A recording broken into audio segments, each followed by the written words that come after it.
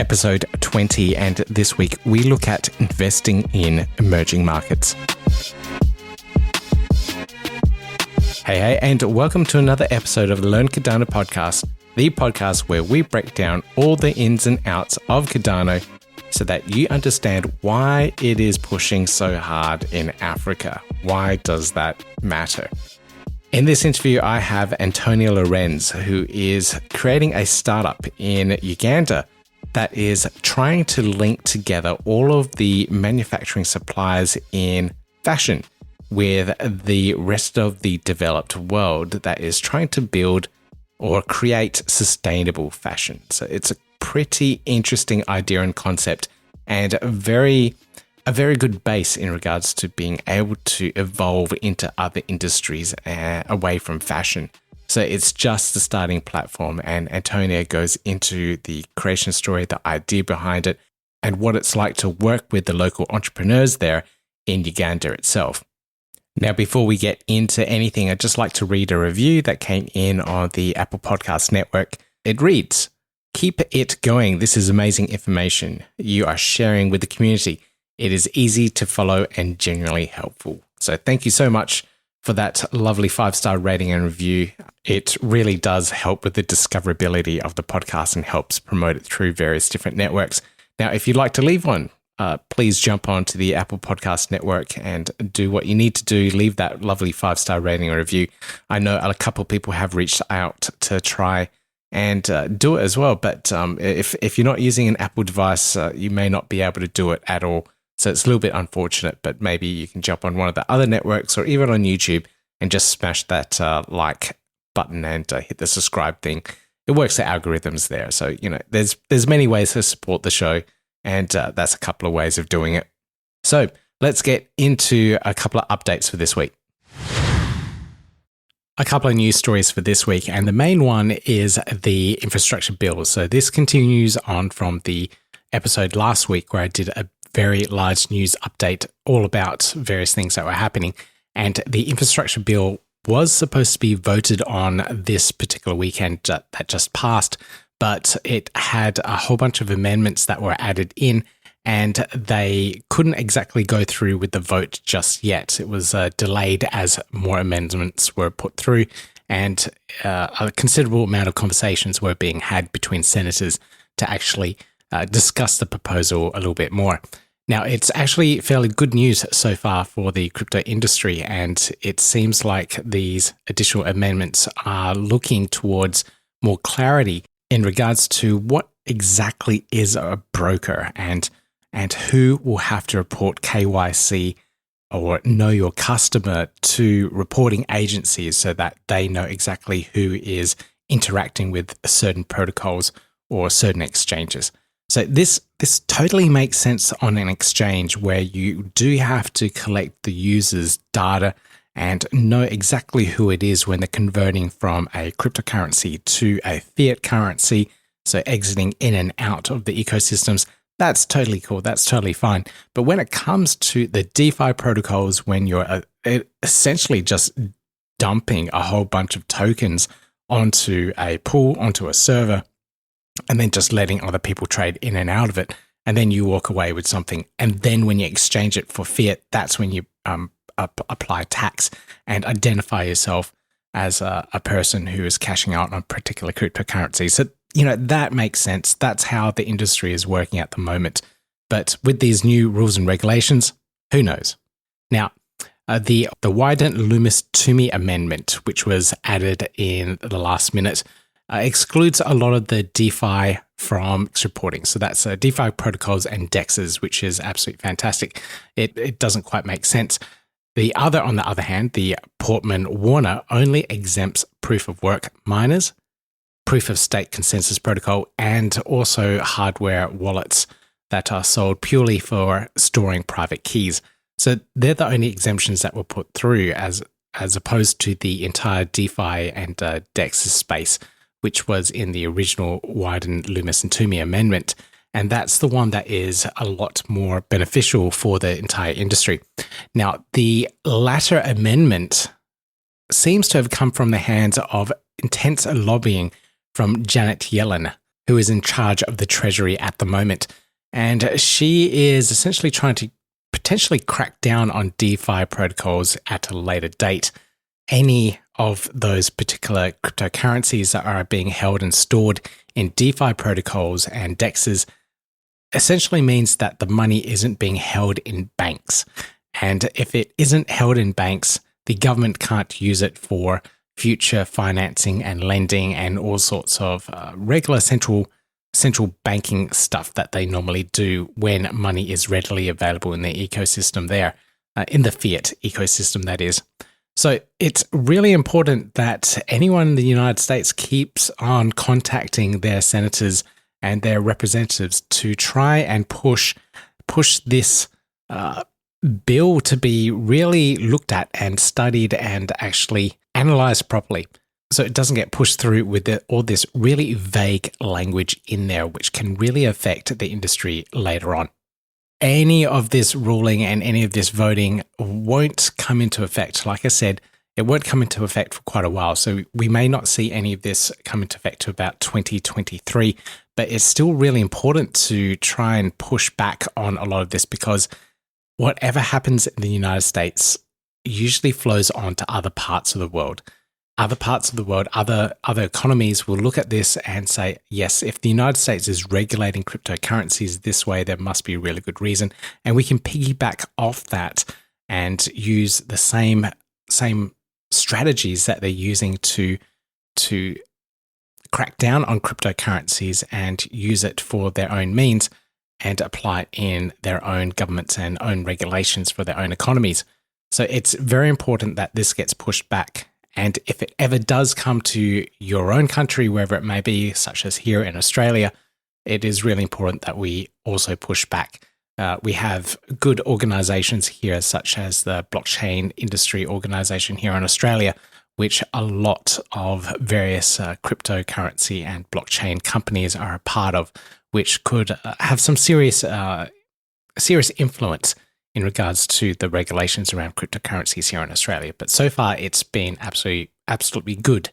It's fairly good here in Australia with how we deal with taxes and how we do the reporting with cryptocurrencies. And we'd like it to stay that way. And it keeps it very simple and very, very easy and organized. And any of these new ones that come out that may influence other regulations and other regulatory bodies around the world isn't good for the industry. So do what you can, anyone in the United States, to try and push your senator to look into this a little bit further and hopefully vote for the Wyden Loomis-Toomey amendment. Okay, so that's the big infrastructure bill update for this week. In regards to the Alonzo progress, we are officially in the era of Alonzo Purple. The hard fork has happened, and smart contracts are being executed on testnet. More and more developers are jumping in. I believe the early cohort of Plutus Pioneers are now executing their own smart contract scripts on there. So it's starting to scale up, and more developers are jumping on board to do what they need to do to test and make sure their scripts and all that are working properly. I've also seen a couple of the DEXs and DeFi protocols that I've been talking to saying that they have their demos almost ready as well. So I saw a little comment a little bit earlier from ADAOZ Pro that they had their demos up and running and potentially will be able to have it publicly accessible for people soon. So that's really exciting. So I know that's one, and I'm pretty sure the others are right behind them as well. So in any moment, the next week or two, we'll be seeing a lot of these projects launch their test environments on testnet and make it publicly available so people can actually jump in, have a little play around and see what the environment's like, give them feedback. I know the MinSwap team are doing a testnet launch where they'll be giving MinSwap tokens. Now, to continue on with the MinSwap team, they have done their FISO, the Fair Initial Stake offering, for their particular MinSwap tokens. They've done a full announcement in regards to it. I'll post a link to it in the show notes at cardano.com.au/EP020. Episode 20, I still can't believe it. And you can read all about how the MinSwap protocol and the initial stake offering is working. and how they're distributing all of their tokens through a whole selection of small stake pool operators. So I believe the first initial cohort of stake pools is only 10. And then I think another 15 are going to be added at a later date when they reach a certain threshold in size. So I can't remember what the exact details were, but it's essentially capped at a certain size for the stake pools, and then they'll start launching other ones so that more people can be onboarded.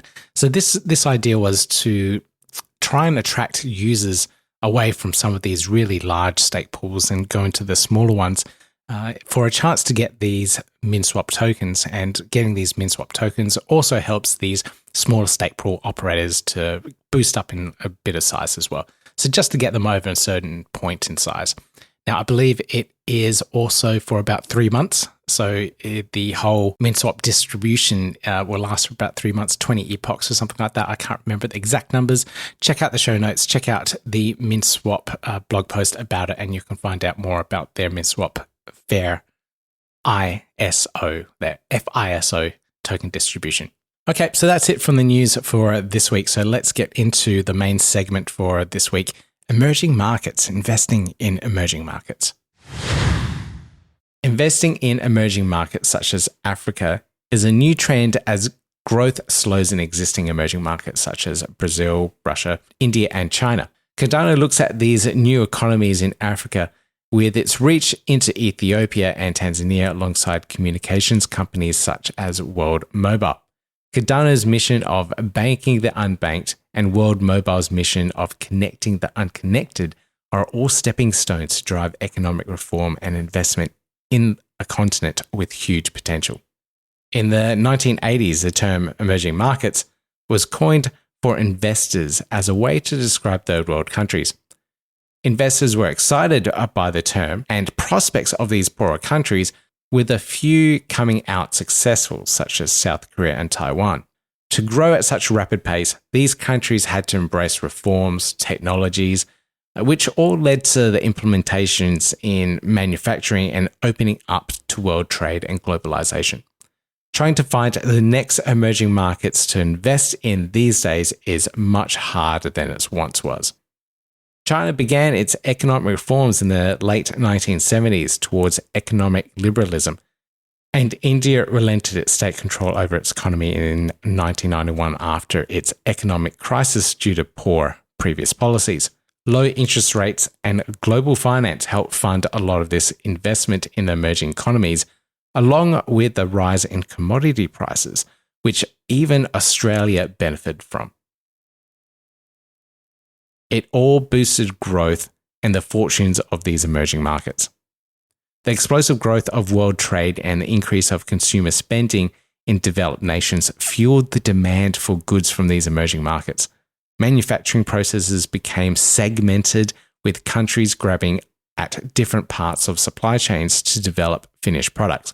For example, a motor vehicle may have its engine built in Brazil and various parts such as tires from Vietnam, and they're all imported to Thailand, where they're assembled with cheap labor and then exported to the rest of the world as a finished product. Each one of these countries added value and grew as a part of being a part of that global supply chain. We saw historic growth through the 90s and the 2000s right up to the global financial crisis. Trade since has slowed and began to decline as certain reforms in China had changed with more state-controlled intervention to push for self-sufficiency. And of course, the pandemic has thrown all sorts of spanners in the works. As a country incomes grows and a middle class forms, it usually outsources work to lower wage economies, something that China has resisted in its quest to be self-sufficient. If you look at other developed economies such as the United States and even Australia, much manufacturing has moved offshore, where electricity and labor costs are much lower than in its own country. In Australia, for example, 4 of the major car manufacturing plants built for the domestic and overseas markets, but one by one, they all closed and moved offshore as global supply chains became cheaper.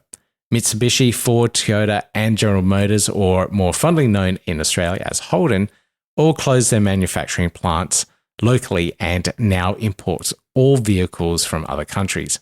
It's just mind-blowing to think of the manufacturing process where a country like Australia can export all of its iron ore and coal to a country such as South Korea and return with a huge cargo ship full of Hyundais and Kia motor vehicles. So where are the next and new exciting emerging markets?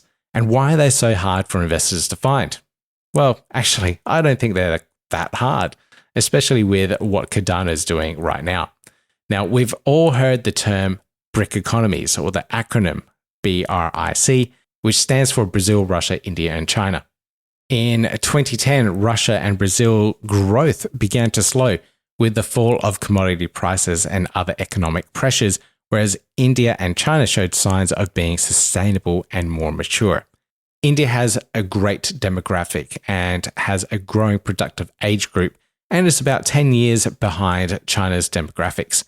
China, on the other hand, has issues with its demographics as their aging population grows, with their one-child policy having decades-long effect where we'll see GDP growth fall and stagnate, similar to what we saw in Japan as it's boomed in the 80s and 90s, and now we're seeing stagnation, population growth, and stagnating economic growth as a result. There are absolutely fantastic documentaries about Japan's problem with dating and why their population is not growing. I'll put a link to that in the show notes as well.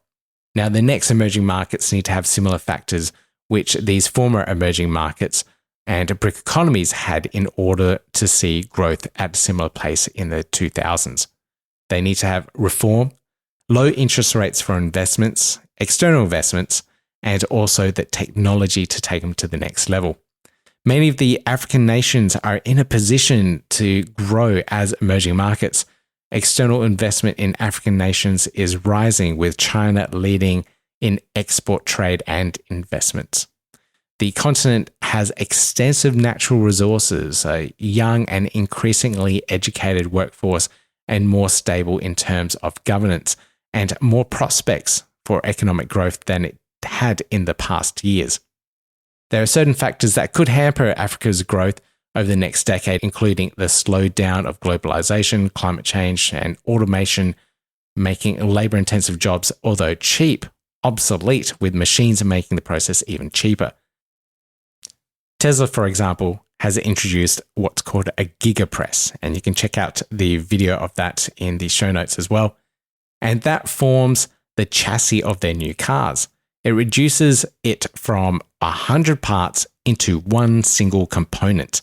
The gigapress replaces a suite of robots and humans. So what we're seeing now is automation and innovation increase productivity, even where automation and productivity already exists. It's insane. So countries need reform. And we saw China and India do this in the 70s and the 90s, opening up trade and investment from other parts of the world to have this type of growth. Makhtar Diop, former finance minister of Senegal and current managing director of the International Finance Corporation, or IFC, which is a branch of the World Bank, believes that most investment in low-income countries will come from private investors or the private sector. Cardano has a very interesting play in the market, targeting government and digitalizing and reforming structure to form the base of a reformed economy and government that a country can grow upon, creating efficiency, transparency from a top-down approach. This is something that developed economies will struggle to do with changing legacy systems that power the countries already. It's very hard to change some of these databases that existing countries have spent so much money on. Now, digital identities and records help with transparency and accountability. Simple things that developed countries take for granted, such as land titles and property ownership deeds, would now be possible with digitalization and transformation at a government level, with the possibility of creating a stable government leadership where investors feel safe to invest in. Projects working off the backbone of Cardano, such as World Mobile, plan to build the communication infrastructure throughout Africa, which is a great example of innovation and investment in the continent. with innovation brings productivity and efficiency, which then leads to economic growth and opportunities. Now, this interview I have with Antonia Lorenz from Waya Collective talks all about how she is trying to piece together a formal supply chain for eco-centric fashion houses around the world. People that want to create sustainable and ethical fashion and want to tap into the African fashion industry.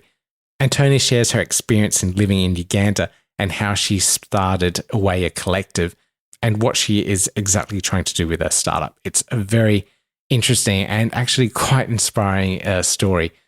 Right, so let's get into this interview.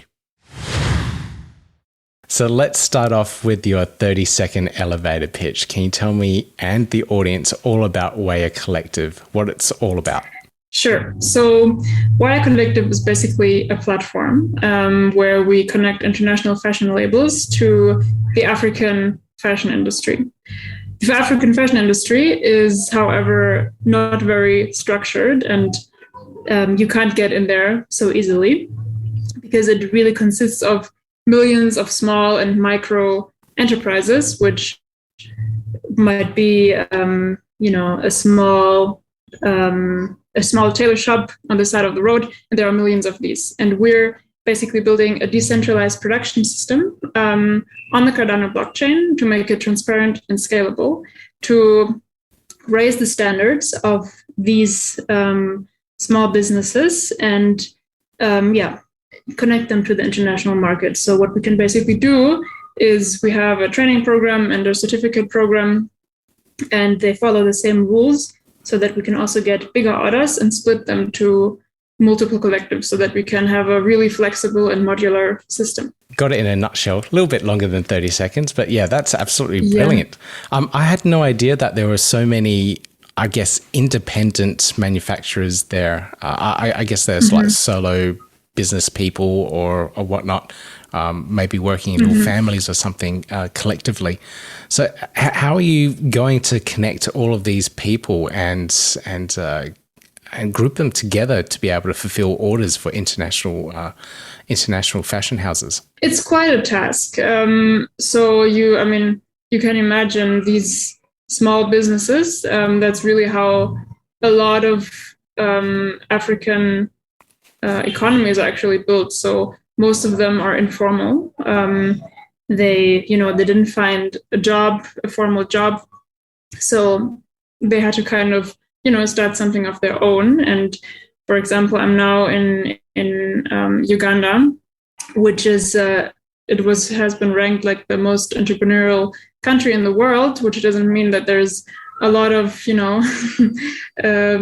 huge businesses, but there's actually millions of small businesses. And the problem with them is that they don't have a big market. Like they mainly target their neighborhood, Facebook, WhatsApp, whoever they can find. And some of them have really good skills. Like there's a lot of skills programs, but a lot of them also don't. Our idea is really to raise their standards, have built a training program, and there's actually a lot of training programs already here, which we can work with. And really build the supply chain. There's, at the beginning, I thought, it's only these tailors really that will be on the supply chain, but now we've realized that it's really a lot of different actors. And what we're doing right now is really trying to map out these actors and these interactions and look, how do we actually need to build these interactions so that nobody can exploit the system in a way. So you have, for example, the producers, which we call collectives.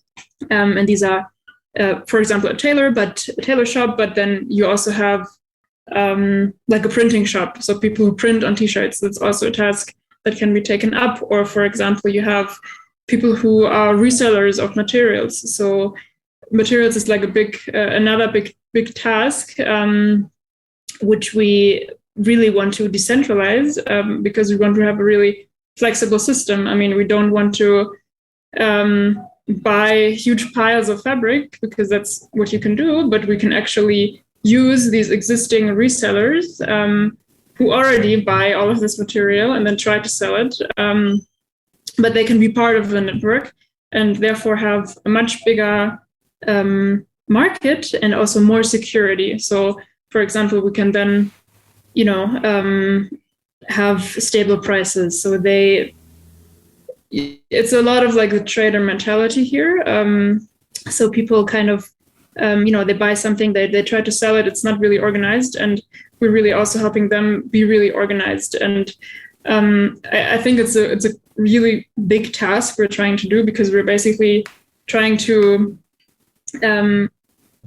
formalize and bring and organize really all of these millions of actors, which can also be then the people who transport stuff. Like there's so many roles that can be taken up, and we're really trying to organize them and actually just bring them on this network on the blockchain, so that all of these transactions are transparent, that there's not so much corruption taking place, that also them have more of an overview. How much money have I actually made? Because they often have no idea about that. So it's also a big benefit for them. And so the idea is really that all of these things exist on the ground. They're just peer-to-peer. They're just not organized. We're trying to do that. So what I'm doing right now mainly is really being on the ground and trying to figure out these structures. And what our CTO then does is he takes all of this information from me, and we think, okay, how do these actors really interact? What systems can we build? What roles and rules can we build, so that we actually build institutions and an incorruptible system that can then really work actually efficiently, decentralized, and not like it is now. No, it sounds like a logistical nightmare to work with all these different businesses and different parts of the system to actually make it all work together, especially when all of these people are probably not used to working collectively to form a part of a longer and bigger supply chain.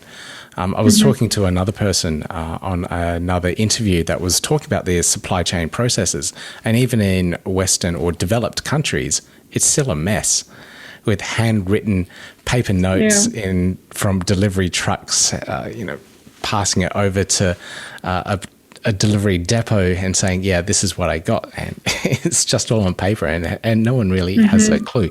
So you're solving a couple of things. You're looking at the logistics and the formalization of the entire supply chain. You're making it on the blockchain so that it is visible and people can track and see what they're doing. And I guess that's also forms a part for the people that are buying from this supply chain. They get to see what's happening as well. Is that correct? Exactly. So we're mainly targeting fashion labels who are looking for a different way or an alternative way of production. So they really want to produce ethically, so fair and also sustainable. Especially the fairness is extremely hard to track. And this whole production system right now, or how you can produce fashion right now, it's either very intransparent and really kind of hard to get into, especially as a small label, which is our entry market, or it's really expensive. Like the only alternative you have to Asia is really maybe Europe, or like if you're in the States, there's local market, but it's quite expensive because just the living conditions are quite expensive. And we're really trying to build Africa to become the ideal place to produce fair and sustainable fashion using blockchain. So that's really the idea, because we see there's so little in export being done now, and there's many of these very exploitative structures which exist in Asia, in China and Bangladesh. They don't exist here, and we can really use that. But while we scale it, we don't want to build the same structures. So that's why especially blockchain is really doing a lot for us. And that's why we think that we're also solving a huge problem for these producers, and especially small labels. And we really think that a lot of people who want to, produce ethical fashion and who now can't find something on the market which really ticks all of their boxes in terms of style and also fairness and sustainability. And we think that these labels are growing and we want to serve them. That's fantastic. I do see a lot more of these labels trying and aiming for that ethical part of their manufacturing and what they're offering to their customers. It's a really good and a different edge, and I applaud you for trying to push that side of the market as well. But how did you start all this? Did you just wake up one day and say, "Hey, there's a problem here, and I think I can solve it. I'll go to Africa and work it out"? Or have you been living in Africa for a while and Uganda for a while? Yes, I've been living here I've been around here for like 2.5, 3 years. So the first time I was here was like on a student trip actually, and it was like an entrepreneurship startup tour. That's what we call it. And we really visited a lot of startups, and I got a really good insight into the problems. And I basically then said, you know what, let me just go to Africa. And I decided to move to Uganda for a while. So that was like about 6 months. And I didn't have much planned, but I was like, I want to start a business. And that was back in 2019, just before COVID hit, which also made my trip a bit shorter. It was supposed to be around 10 months, but I learned a lot. I started different projects, which also didn't work out, some of them. And I really learned a lot. And throughout this whole journey, fashion was always a thing that I felt like it was all around me when I was in East Africa. Like, people are very creative. I first, worked with some of these tailors because I was like, I was just excited. I just bought some materials and went to them and just made some stuff for myself because I was like, that's cool. I like fashion and I can just produce. And it seemed so easy to just go there and they can make it. And they also have some skills of the technical things and the pattern making. Of course, the standards are not like an international standard in a way. So the stuff is really lacks in quality a little bit. But I was really amazed and I had a lot of fun with that. And then so that was really the first thing I noticed. Just when I was living here. And the other thing was really this huge problem of job creation, really. I mean, you have these tiny businesses everywhere and everyone's just trying to survive. And I really, my personal view on Africa is that I think there's so much potential. I feel like a lot of people maybe go here because they think, you need to help these people, but really, I think there's so much potential. And I was like, how can we best use this potential with the stuff that is already on ground? So that's really my whole idea, how to tackle these problems. And then this idea really grew in my mind. I started with fashion because I think it's quite an easy entry market. There is this market on the other side who actually has problems producing fair and sustainable fashion.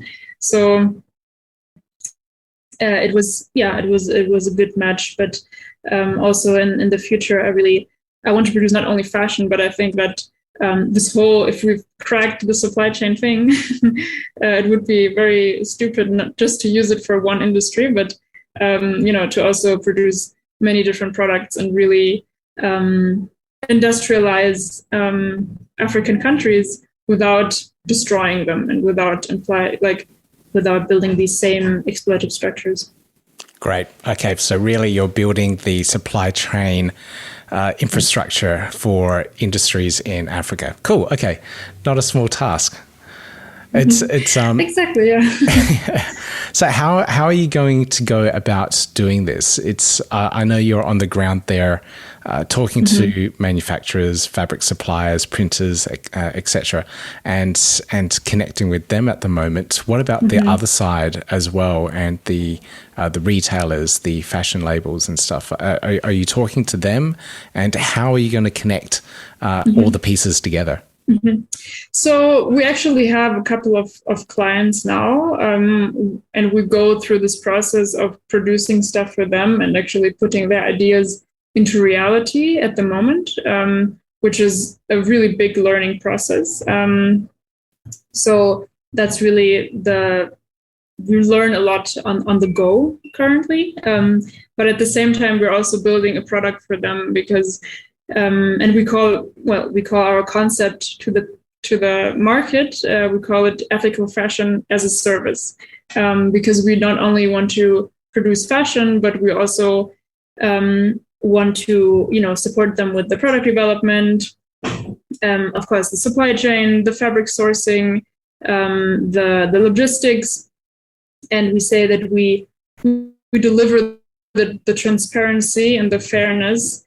At the same time, so that's why we call it ethical fashion as a service. And we're really building a platform right now, which is going to launch at the end of August, where we have like a basic line of products, which our producers are trained to do.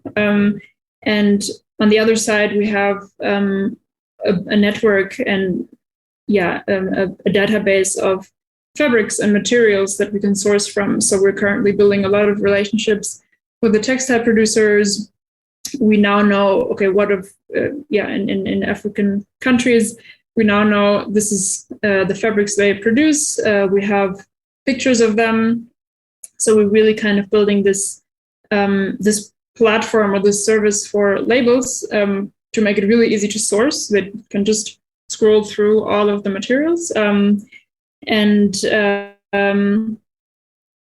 produce fashion. So we also have building this tool where they can input kind of what they want to produce, so how many pieces, if they already have the technical development done, if they want us to do it.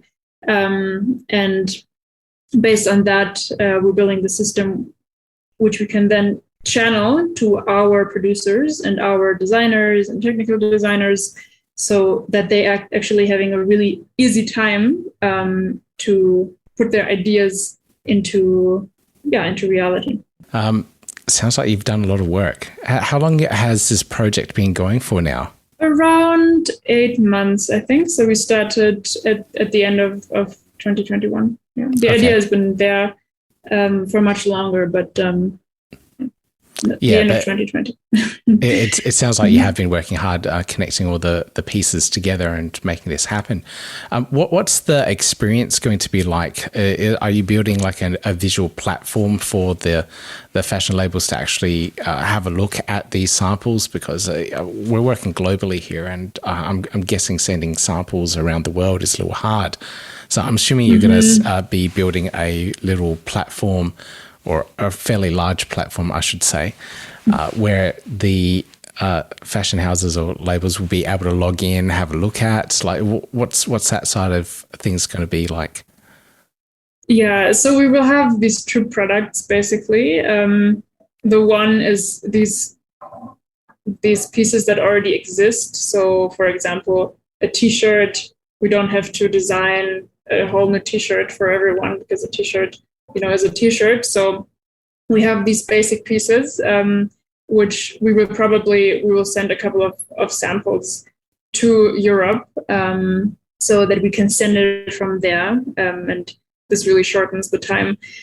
And then this other product is really them having their very unique ideas, and another benefit for them is that we can also produce smaller order sizes, because we have a quite flexible system.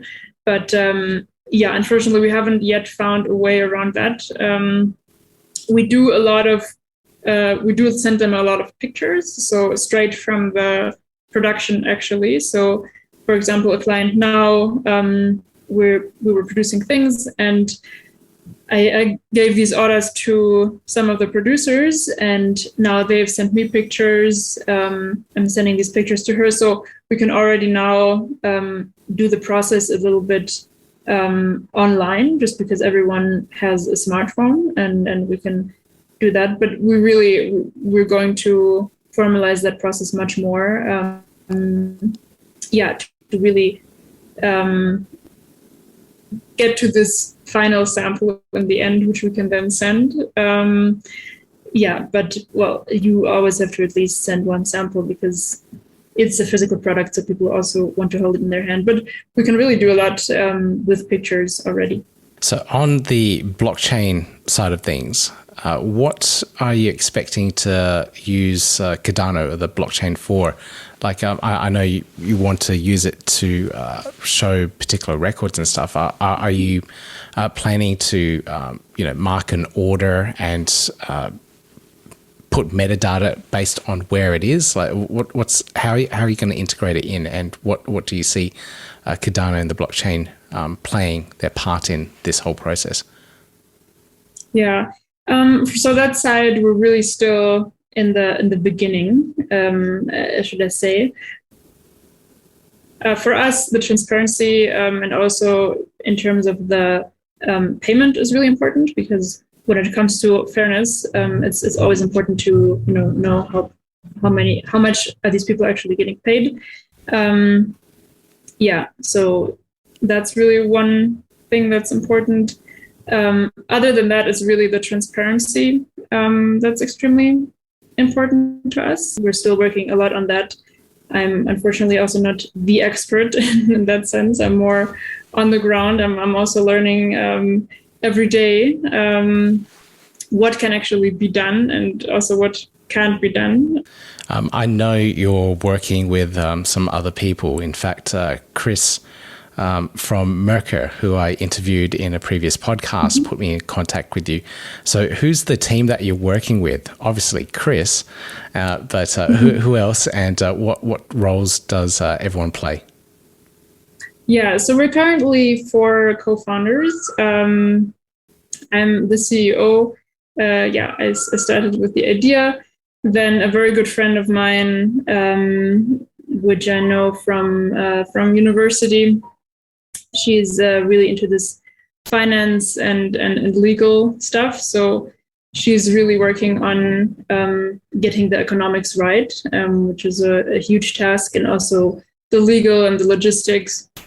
Because if you're sending things, you have to account for a lot of taxes and all of that stuff.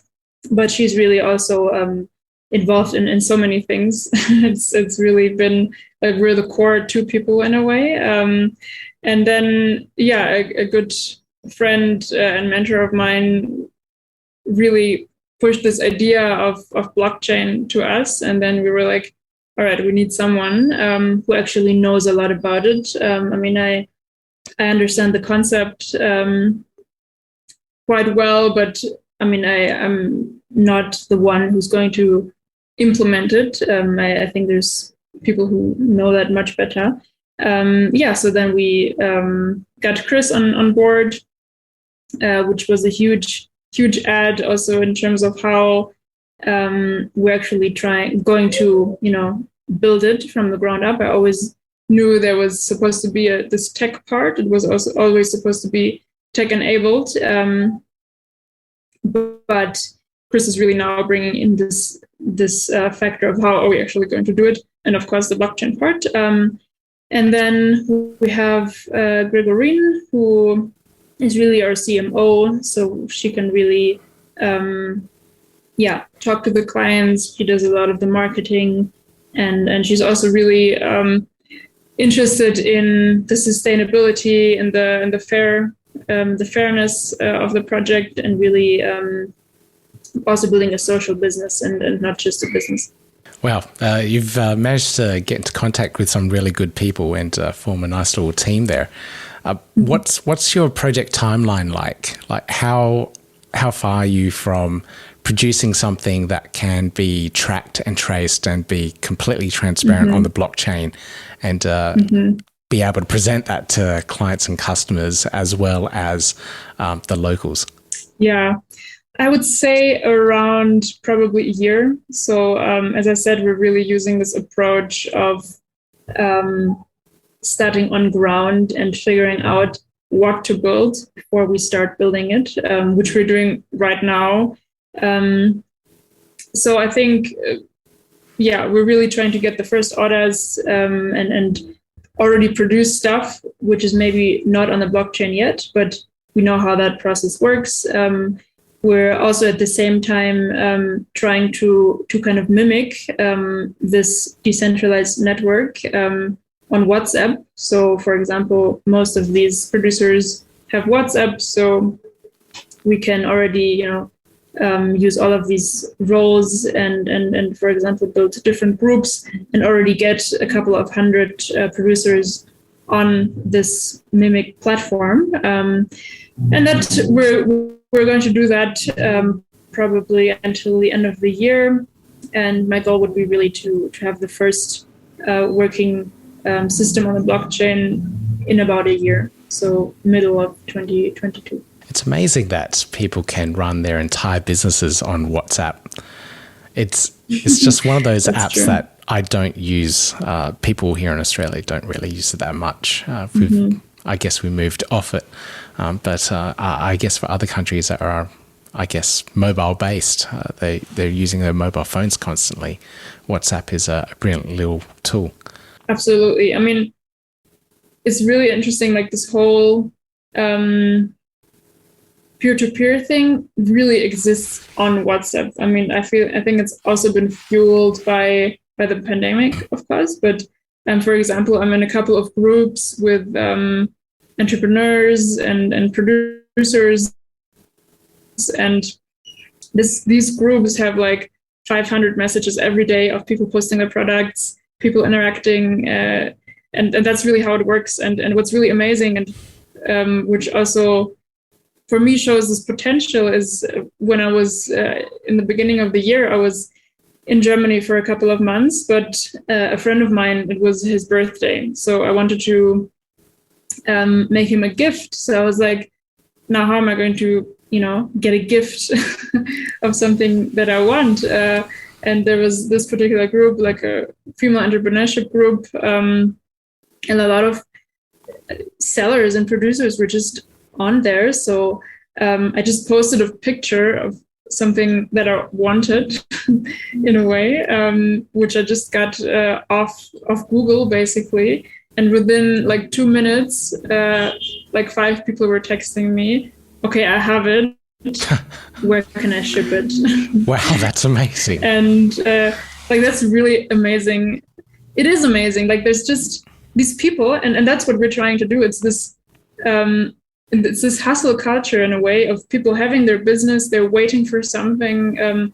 They don't really have a big market, and the local market here in Uganda and in Africa is quite small because the purchasing power is just not so much. So you really have this hustle culture, and people who want to act on it, and this swarm of small businesses who really want to serve you. So that was really amazing, and yeah. It's brilliant to be able to tap into that and then actually be on the ground. I've never been to anywhere in Africa before, so it's one definite continent that I do want to get to as soon as this pandemic thing is over. I hope sooner or later. All right. This sounds like an absolutely brilliant project to follow along and get a little bit of update every once in a while. So I think I will check in on you and see how things are going and see how business is and see what you're actually producing as well. I've seen a couple of shots on your website in some like top skirts and whatnot. Are there some of the designs that you came up with yourself? Yeah, so these were really one of the very few first samples. I produced them, that was really last year, the end of last year, where I really tried to test this concept of can I produce something which is interesting maybe to the international market? So yeah, these are really, I bought the materials and went to a couple of tailors and made these things, and they turned out really nicely, which I was really happy about, and we were really able to use these as our first samples of, okay, we can produce something, and that's also how we got our first clients. So it's absolutely brilliant. The beauty about what I love about this project is that it's a huge idea and it's extremely complex. But if you really break it down to starting, you can really start very easily, which enables us to make these hands-on experiences very fast and understand our clients extremely fast. And yeah, I think when we build this blockchain model on top of it, I feel like then we can really crack the scale as well. How can people follow the project? Where can we go to find out more? I'm assuming you're on social media all over the place, and your website as well. What are the references for everyone to tune in on? Yeah, so first of all, the website, so wayacollective.com. We're on Instagram, so our name there is also Waya Collective. Yeah, and then also me personally, I post a lot of stuff on LinkedIn. I'm extremely active on LinkedIn, and also there the company page, where we're going to do much more there. Yeah, so these are really the main things to follow. All right, brilliant. I did follow you on LinkedIn as well, and I saw you post about the extraordinarily high price of shampoo that you had to pay for locally there in Uganda. It's, I guess, if there's no demand, if there's supply chain issues. True. And also this lack of local production. I mean, all of this stuff is imported because these local producers, they don't really have these standards to even get into the local supermarkets, which is extremely sad. And we really, I mean, we're really fighting against that and say, you know what, we're actually going to export this stuff to the international market. And it is actually possible to produce a great quality here. And I've seen people do like great quality, but it's really only very small, like a very small percentage of businesses who have great products.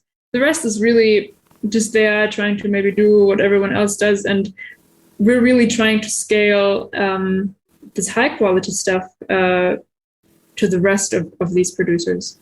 I have no idea how you are going to train all of the the suppliers, the tailors, the logistics, the couriers, all those people to actually get the logistics done. But it's quite an effort on your behalf. You've got the really, really hard part of it. I think Chris has got the easy part, just building it. Yeah, Chris always says that. He's always like, other, like a lot of blockchain projects, they're sitting at home and coding something. Like, that's not hard. Just being on ground and like figuring like physical things out is so difficult. And I mean, I'm also learning it every day. Things barely go right.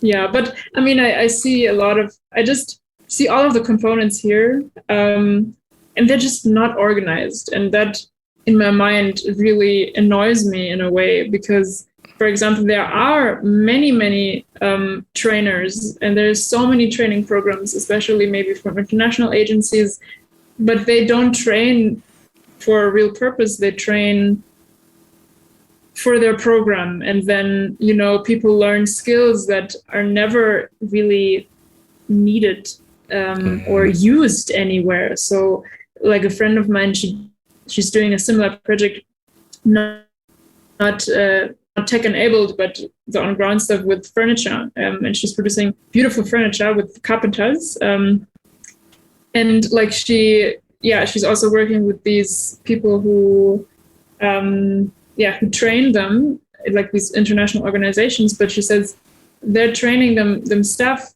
of like how maybe Europeans did furniture 300 years ago. Instead of just getting someone in who is like, this is the world standard, you can reach it. And people here also, they don't believe that it's possible to produce stuff here, which you can sell. I mean, I did this post. I was so amazed. Like I did this post on LinkedIn where I posted a shirt which I produced in Uganda with also cotton. So cotton and cotton material from Uganda. And I posted this, and I've had so many, like hundreds of people comment, and hundreds of Ugandans say like, I didn't think that this was ever possible. Wow.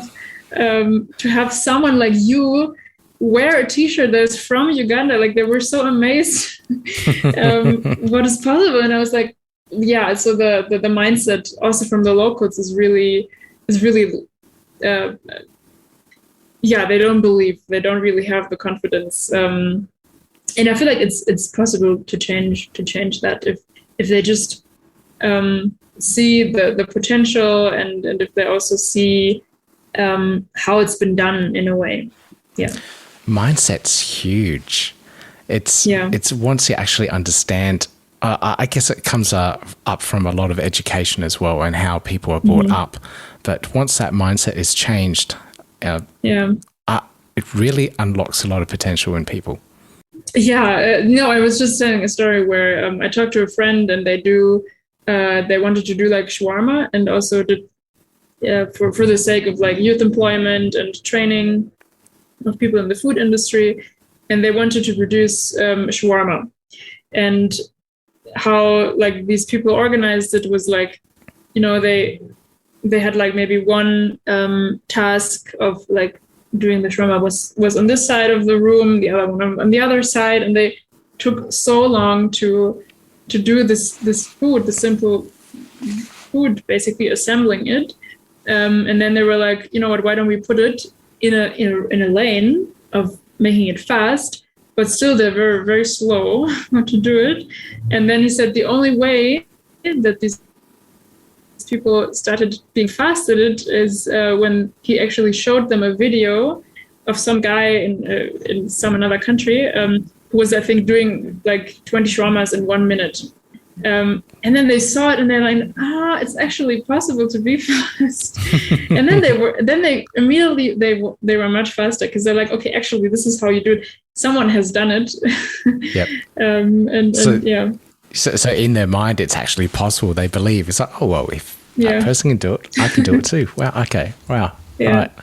Antonia, thank you so much for joining me on this episode. It's been an absolute pleasure learning more about the project and more about yourself as well.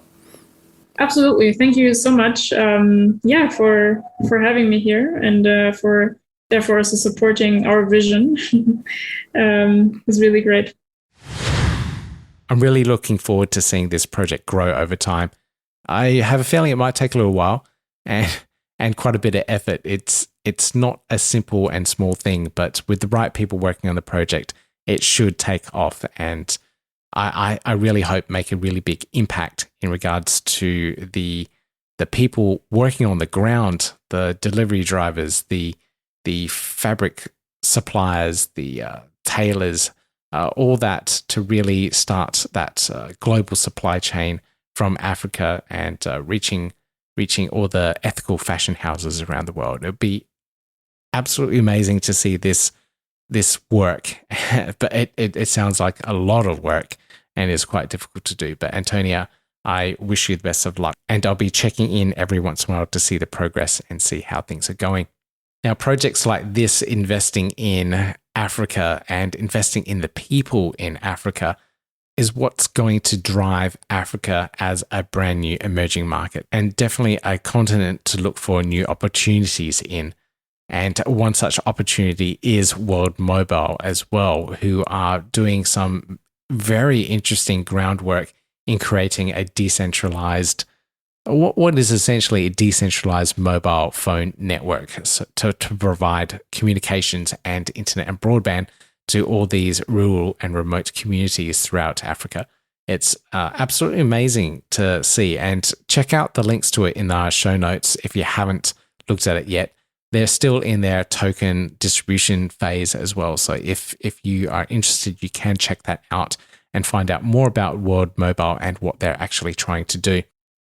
Our team at our stake pool have actually acquired enough World Mobile tokens to create what's called an Earth node, which is one of the validator nodes for the network, and we'll be attempting to see if we can actually get one up and running when it's available and start staking our World Mobile tokens on our own Earth node.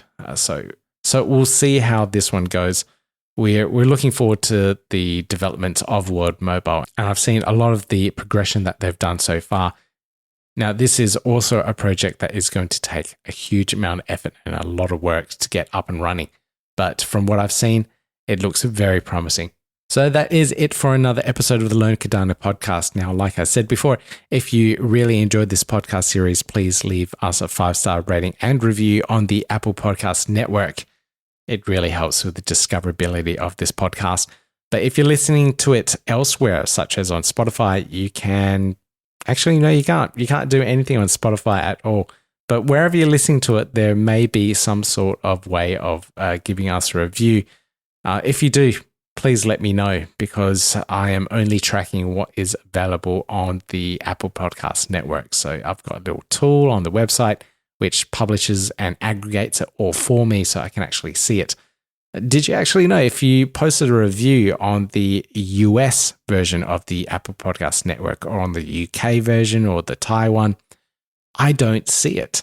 I actually have to log into that Apple Podcast Network store. So I have to log into the US Apple Podcast store to actually see the reviews from US users.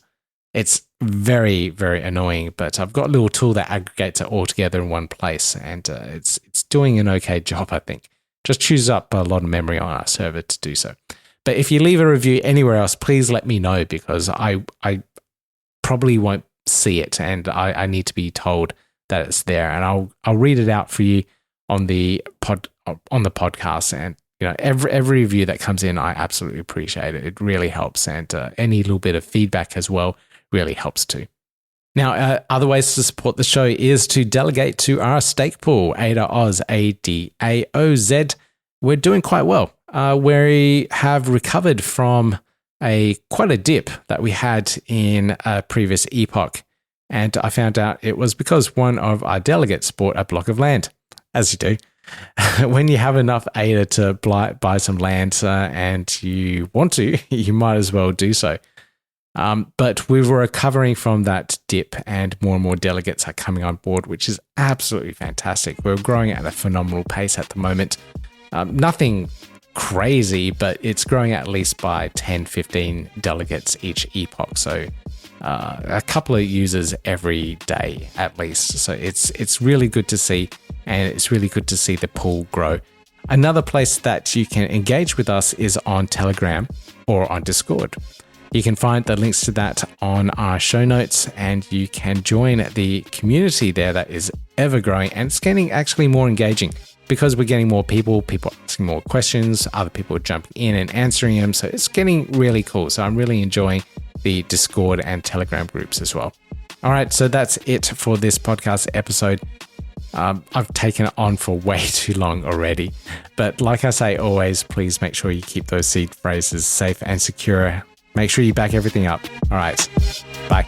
Yeah, gotta do it like that. You've been listening to the Learn Cardano podcast. Gotta get it hype. Crypto is what we like, but this is not investment or financial advice. Gotta do your research, cause it's risky. We know it is. This show is educational and it's informative. Crypto's the future, really, it ain't no debating. IOHK, Emergo, we're not affiliated, not Cardano Foundation. We just gotta say it. A show that you can learn, and it's for your entertainment. Yeah, you gotta check it. Don't wanna be missing missing that. You were tuned in to the Learn Cardano podcast. Yeah, giving insight. Ain't another show like this when it come to crypto. Invest at your own risk. Might not be for everyone, but who it is for, we keep giving you some info and plenty more. Hey, yeah, the Learn Cardano podcast. Hey, yeah, the Learn Cardano podcast. Thank you for tuning in. Keep it locked right here. Let's go.